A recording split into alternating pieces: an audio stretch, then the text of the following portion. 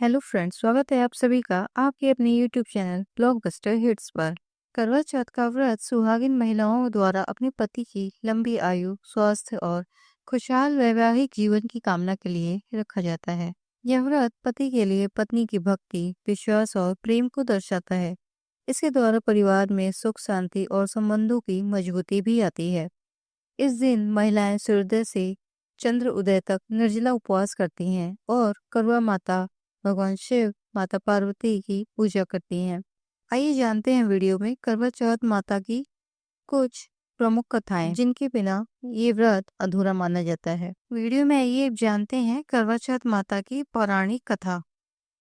एक बार पांडु पुत्र अर्जुन तपस्या करने नीलगिरी नामक पर्वत पर गए। इधर द्रौपदी बहुत परेशान थी। उनकी कोई खबर न मिलने से उन्होंने भगवान कृष्ण का ध्यान किया और अपनी चिंता व्यक्त की। भगवान कृष्ण ने कहा, बहना, इसी तरह का प्रश्न एक बार माता पार्वती ने शंकर जी से किया था। तब शंकर जी ने माता पार्वती को करवा चौथ का व्रत बतलाया। इस व्रत को करने से स्त्रियां अपने सुहाग की रक्षा हर आने वाले संकट से वैसे ही कर सकती हैं जैसे एक ब्राह्मण ने की थी। प्राचीन काल में एक ब्राह्मण था। उसके 7 लड़के और एक गुणवती लड़की थी। एक बार लड़की मायके में थी, तब करवा चौथ का व्रत पड़ा। उसने व्रत को विधि पूर्वक किया। पूरे दिन निर्जला रही, कुछ खाया पिया नहीं। पर उसके सातों भाई परेशान थे कि बहन को प्यास लगी होगी, भूख लगी होगी और बहन चंद्रोदय के बाद ही जल ग्रहण करेगी। भाइयों से रहा नहीं गया। उन्होंने शाम होते ही बहन को बनावटी चंद्रोदय दिखा दिया। एक भाई पीपल की पेड़ पर छलनी लेकर चढ़ गया और दीपक जलाकर छलनी से रोशनी उत्पन्न कर दी।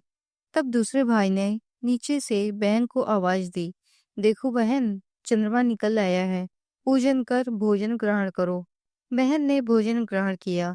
भोजन ग्रहण करते ही उसके पति की मृत्यु हो गई। अब वह दुखी हो विलाप करने लगी। तभी वहां से रानी इंद्राणी निकल रही थी। उनसे उनका दुख देखा न गया। ब्राह्मण कन्या ने उनके पैर पकड़ लिए और अपने दुख का कारण पूछा। तब इंद्राणी ने बताया, तूने बिना चंद्र दर्शन किए करवा चौथ का व्रत तोड़ दिया, इसलिए यह कष्ट मिला। अब तू वर्ष भर चौथ का व्रत नियम पूर्वक करना, तो तेरा पति जीवित हो जाएगा।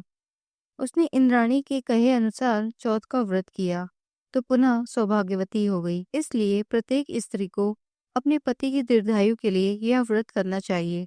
द्रौपदी ने यह व्रत किया और अर्जुन सकुशल मनोवांछित फल प्राप्त कर वापस लौट आए। तभी से अपने अखंड सुहाग के लिए हिंदू महिलाएं करवा चौथ का व्रत करती हैं। आइए अब जानते हैं करवा चौथ व्रत की पौराणिक दूसरी कथा।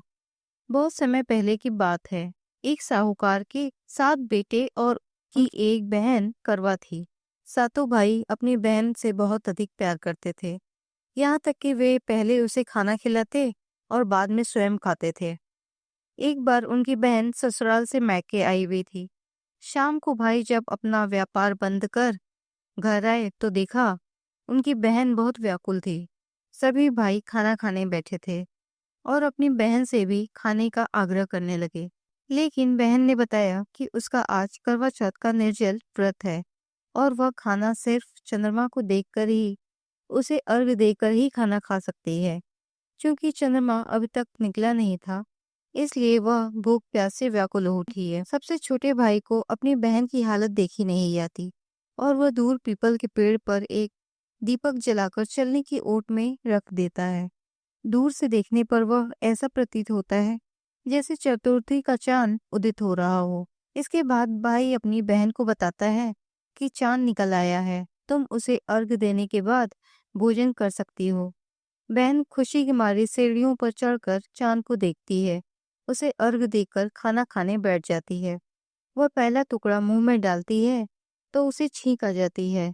दूसरा टुकड़ा डालती है तो उसमें बाल निकल आता है और जैसे ही तीसरा टुकड़ा मुंह में डालने की कोशिश करती है तो उसके पति की मृत्यु का समाचार उसे मिलता है। वो बौखला जाती है। उसकी भाभी उसे सच्चाई से अवगत कराती हैं कि उसके साथ ऐसा क्यों हुआ।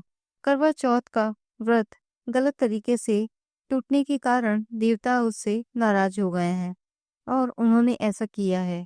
सच्चाई जानने के बाद करवा निश्चय करती है कि वह अपने पति का अंतिम संस्कार नहीं होने देगी और अपने सतीत्व से उन्हें पुनर्जीवन दिलाकर रहेगी। वह पूरे 1 साल तक अपने पति के शव के पास बैठी रहती है, उसकी देखभाल करती है।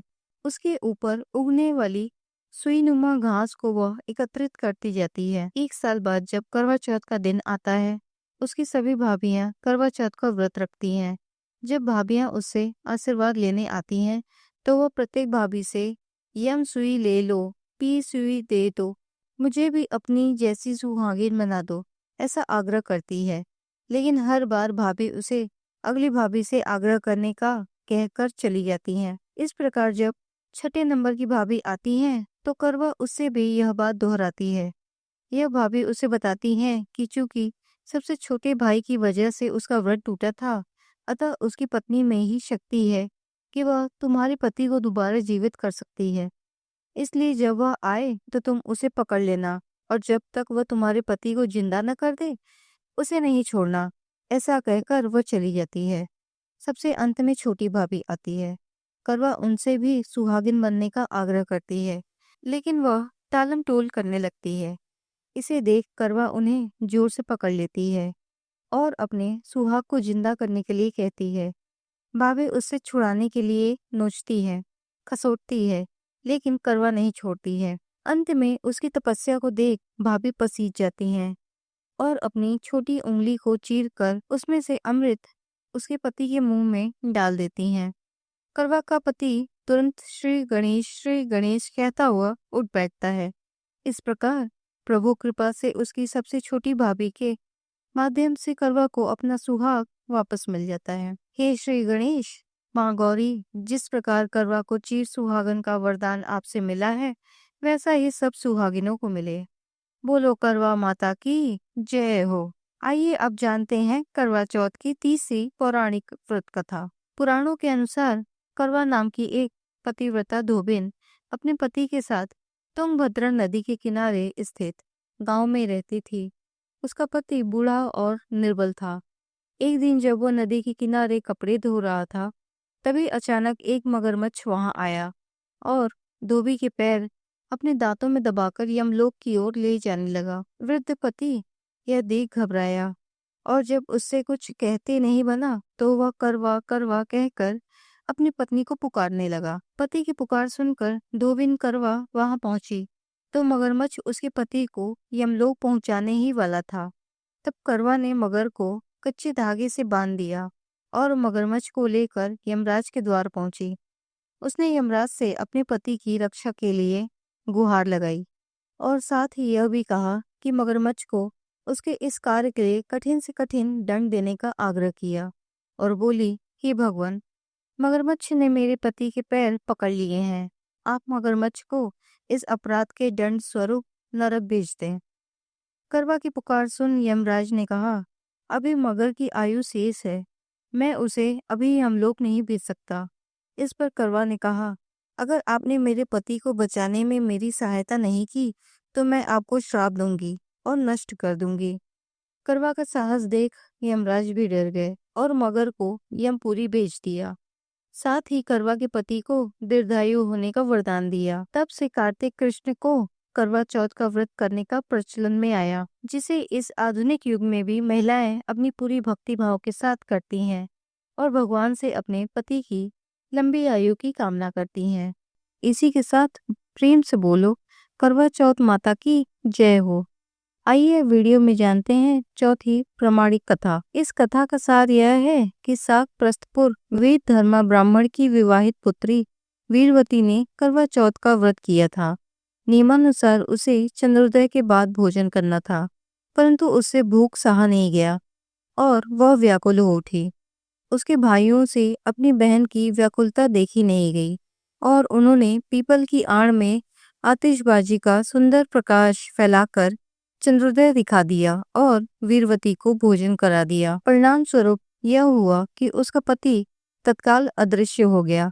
अधीर वीरवती ने 12 महीने तक प्रत्येक चतुर्थी को व्रत किया और करवा चौथ के दिन उसकी तपस्या से उसका पति पुनः प्राप्त हो गया।